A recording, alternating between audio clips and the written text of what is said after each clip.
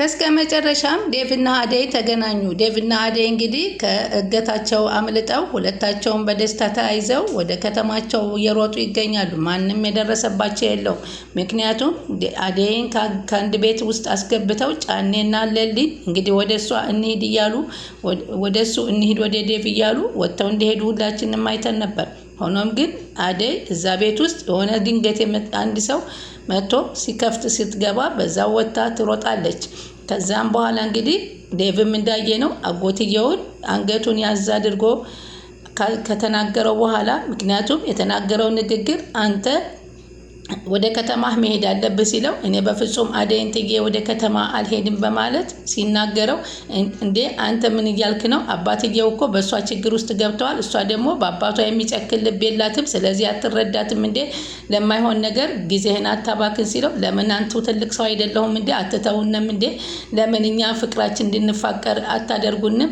እኔና እሷ እኮ በፍቅር ተገናኝተን ለመኖር ያሰብንም በማለት ሲነግረው እኔ ነገርኩህ አባቷ ሳይመጣ ከዚህ ለቀብት ይሻላል በማለት ሲናገረው እሱም አንገቱን ይዞ ካደነዘዘው በኋላ እዛው ሜዳ ላይ ሲወድቅለት በሩን ከፍቶ ይሮጣል። ከዛም በኋላ እንግዲህ የብርሃኔ የአደይ እህት አደይን ፍለጋ ትሄዳለች። አደይን ፍለጋ ያለችበትን ቤት ባታውቀውም ዴቭ ያለበትን ቦታ ስለምታውቀው ወደ ዴቭ ቦታ ስትሄድ አደይም ወደ ዴቭ ቦታ ሲሄዱ ከብርሃኔ ጋር መንገድ ላይ ይገናኛሉ። ብርሃኔም ይኸውልሽ አባቴ ምንም የደረሰበት ነገር የለም፣ ይህ ነገር ሁሉ ውሸት እንደሆነ አሁን መስፍኔ ነግሮኛል። አንቺን ግን አስገድደው እንዲድሩሽ ብቻና ለማድረግ ያደረጉት ነው። እህቴ በአባቴ ላይ ምንም ነገር ካልደረሰ እኔ የሚቀር ብዬሻለሁ፣ ዴቭን ይዘሽ ወደ ከተማ ግቢ በማለት ትነግራታለች። እንደዛ ነው እንዲያሰቡት። መጀመሪያውንም የፈለገ ይሁን እኔ አላደርገውም ብላ ስትነግራት እንዴ ይሄንማ ማለት የለብሽም አባቴን እኮ እኔ እወደዋለሁ በማለት ስትላት እኔ ብርሃኔ ብትወጂውም ባትወጂውም ሰው ያለ ፍላጎቱ ተድሮ ምን አይነት ህይወት ወደፊት የምኖረውን ህይወት ማቀው እኔ ነኝ። ከዚህ በኋላ በዴቭ በኩል ያለው መሰናክል አልፈልግም ስትል ለብርሃኔ ትነግራታለች። በስከ መጨረሻ ሩታና ዶክተሩ ተፋቅረዋል።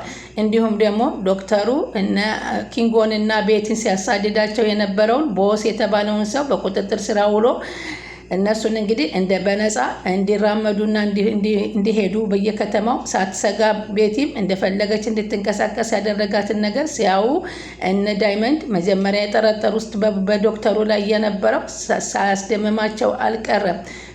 በስከ መጨረሻ የፍቅር እናት ፍቅርን አንቺ ነሽ ወርቁን የወሰድሽው እሷ አግኝታኝ ቤት መንገድ ላይ ነግራኛለች። እንዴት የእናትሽን ወርቅ አውጥተሽ ትሸጣለሽ? ምን ቸግሮሽ ነው? አባትሽ ይልክልሻል፣ እኔ እንደፈለግኩ ሰጥሻለሁኝ። በዚህ ልክ እንደዚህ አድርገን እያስቀመጥንሽ እያለሽ አንቺ እንዴት ነው ለቤዛ ወስደሽ ወርቄን የሸጥሽው በማለት ሲጠይቋት እሷ ደግሞ በፍጹም ወስዳ ለእሷ ወርቅ መሸጥ ቀርቶ እንደውም የእናቴን ወርቅ አንድ ቀን ገብተሽ ነበር በማለት ሄዳ እንዳፋጠጠቻት ሚስጥሩን ትናገራለች።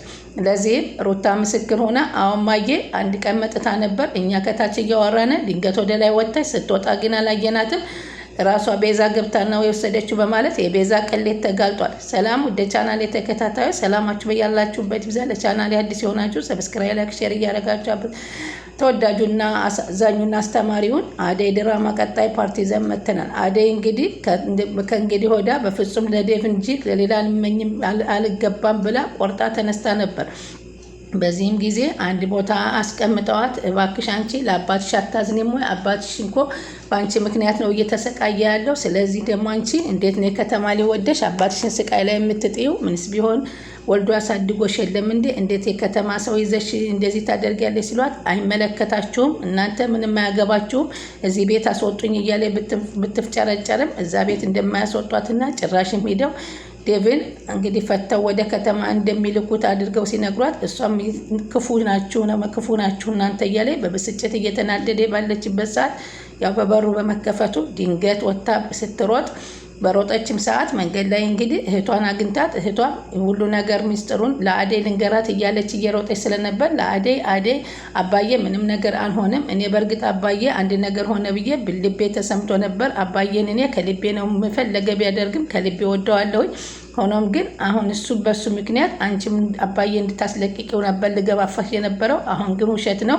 ማን ነገረሽ ስትላት መስፍኔን አግኝቸው ከመስፍኔ ጋር እንደሚደዋወሉ ነው ነገረኝ።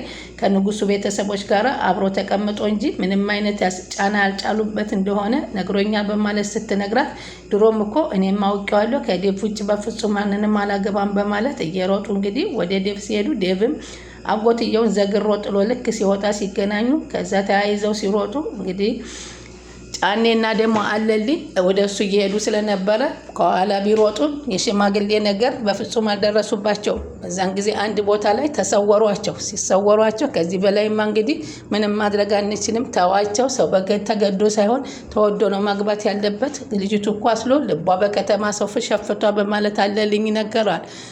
ጫኔም በጣም እንግዲህ አባትየው ገደለኝ አጎትየው ገደለኝ እያለ እንግዲህ እየተጨናነቀ ነበር። ሌላ ወደ ዶክተሩ ስንሄድ እንግዲህ ኪንጎና ዳይመንድ ወደ ሆስፒታሉ ወደ ቦስ የሚወስዱትን ወረቀት ሰጥቷቸው፣ ግን እዛ ከደረሰ በኋላ ኪንጎ የቦስ መስሪያ ቤትና የሰራበት መሆኑን ሲያውቀው ተመልሶ ዶክተሩን አንቀው እንዴት ይሄን ስራ ታሰራናለህ?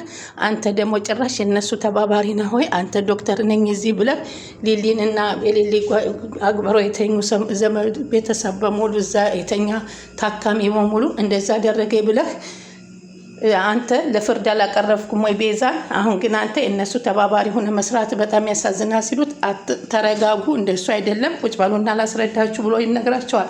በፍጹም አንተ ልንረዳ አልቻልም ሲሉት እናንተ እንዴት ታውቃላችሁ ሲሉ እኛ እኮ እዛ መስሪያ ቤት ስሰራ ነበር በማለት ኪንጎ ይነግረዋል።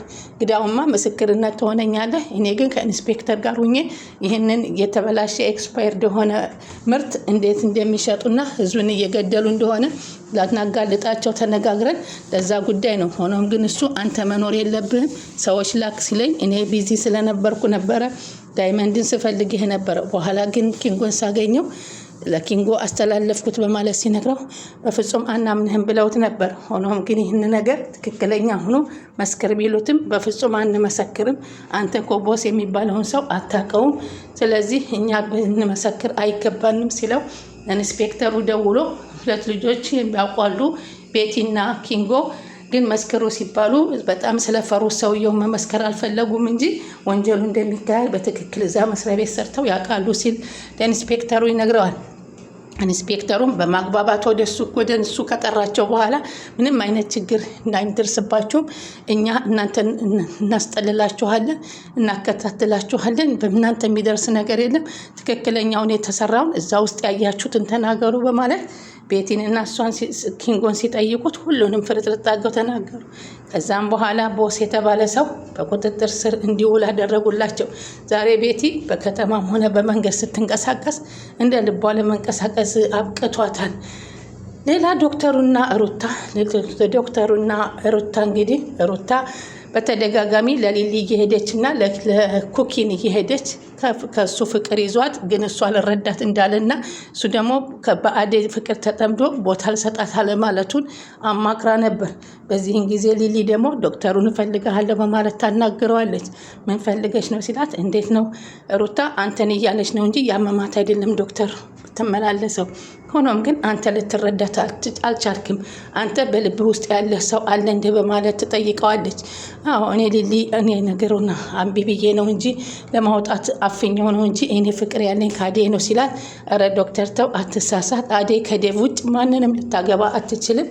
የፈለገ ከዚህ በላይ እንደዚህ በእናቱም እሱም በእሷ ቤተሰቦች እሷም በእሱ ቤተሰቦች ስቃያቸውን በጣም አብዝተዋል። ከዚህ በኋላ ደግሞ ሁለቱ ተገናኝተው ለመጋባት እንጂ በፍጹም ምንም ላይ ለያዩ ቃል ተገባብተዋል። ስለዚህ አንተም የማትወድና የማትፈልግህን ሰው ከምትከተል የምትወድህና የምትፈልጋትን ሩታን ተከትለህ እሷን ብታገባ መልካም ነው።